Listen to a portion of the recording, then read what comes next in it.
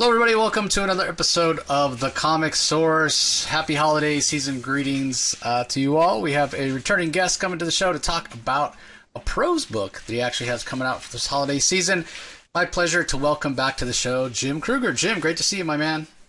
Oh my gosh, so happy to be here, especially for this.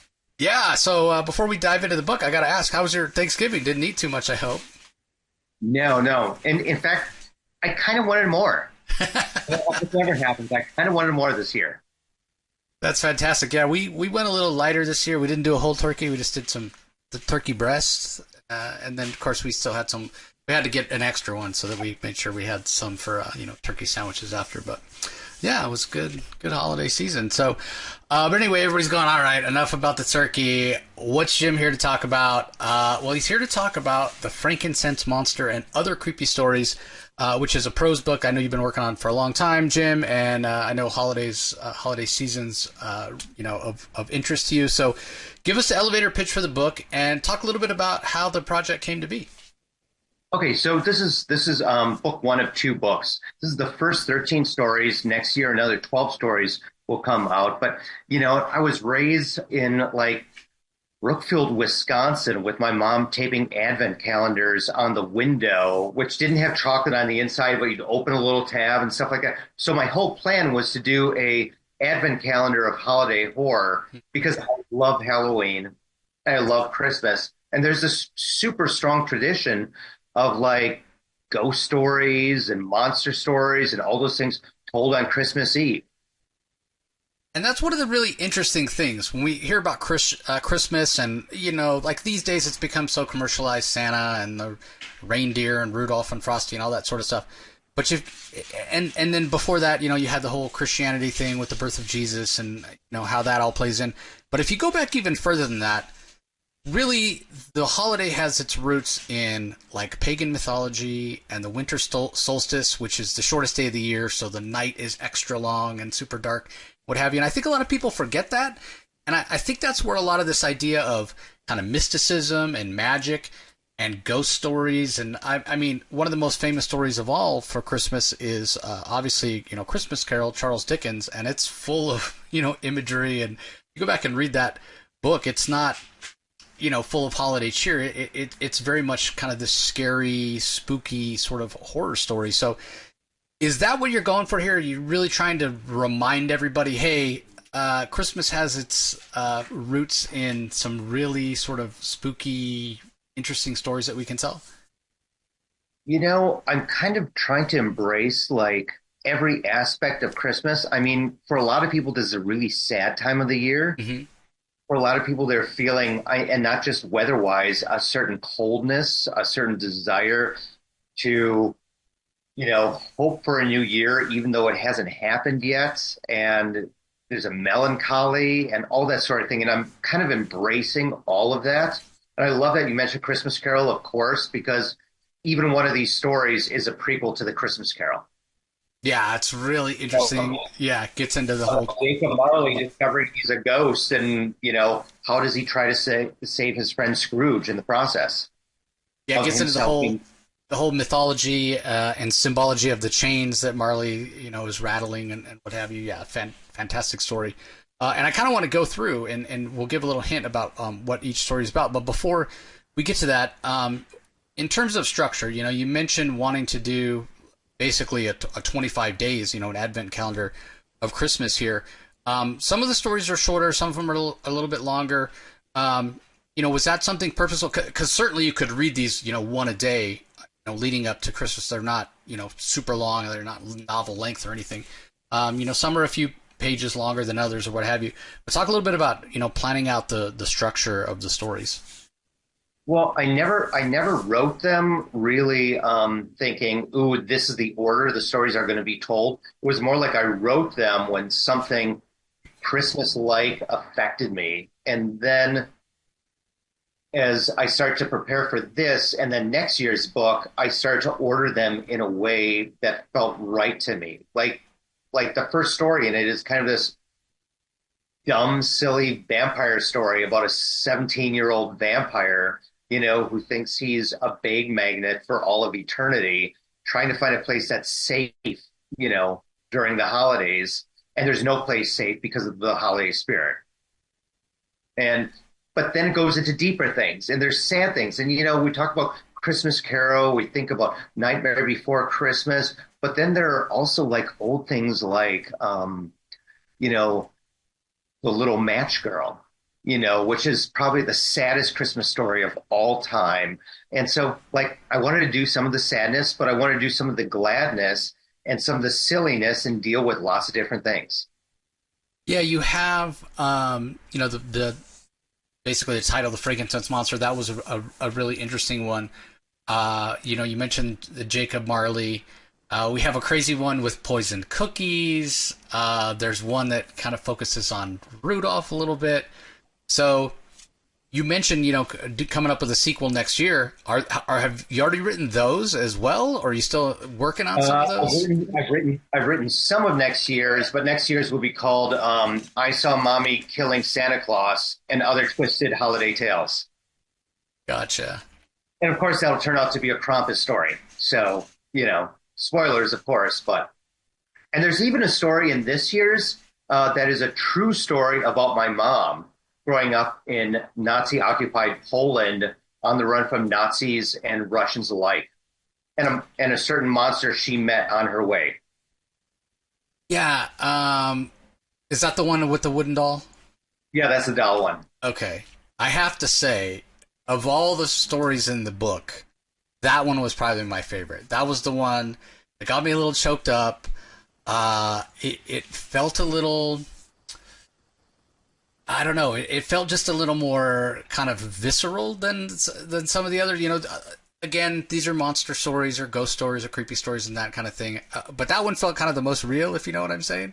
Oh yeah, no, for sure. And that's why I had to kind of contextualize it Yeah. with at least there's a beheading at the end.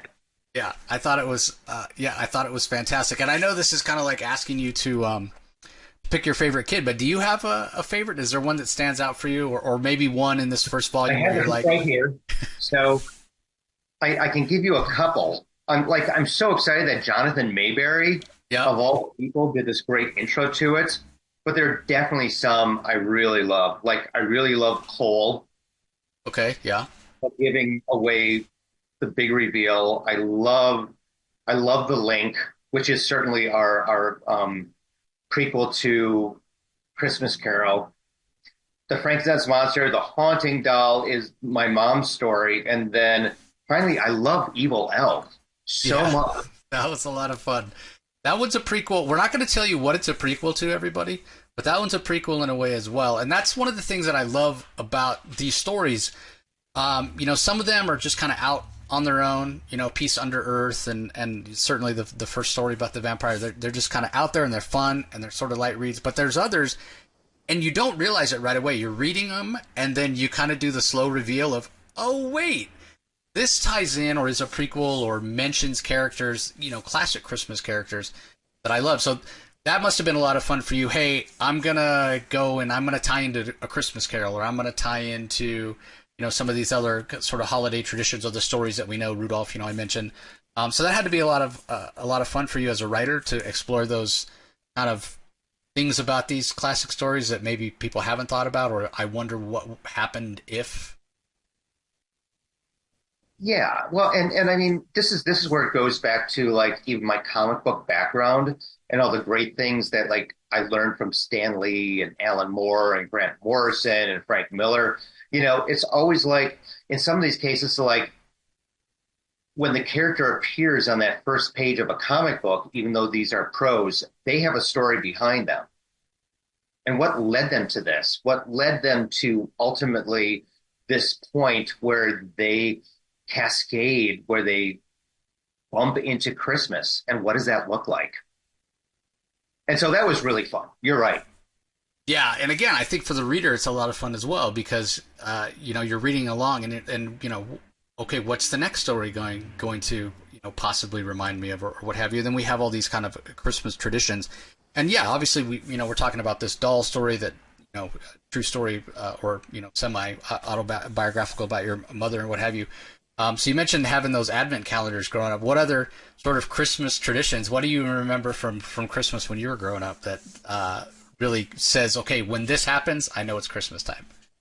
So I definitely remember not being allowed to go downstairs to see the presents under the tree until my dad had his like 16 millimeter camera ready to film it, Yep. and then later video camera. But I remember that. I remember having to wait, having to put on robes, like, and my mom would be in her robe and she'd have to get ready because there were going to be films taken. Yep. I Yep. remember that whole sense of you couldn't just run down to the Christmas tree because Santa had come, you know. Yeah. So, and I even got to tell a personal autobiographical story about what I told my daughter about Santa. That still to this day blows my mind. Her Yeah. response was so special. Yeah. Um, and then also to Christmas, I remember my mom was kind of devout on Christmas Eve, so we couldn't have too good of a time on Christmas Eve. Fair It enough. wasn't overly religious, but it just had to be a little quieter Right. before the next day. Now, did you grow up with a big family? Was there a lot of people around?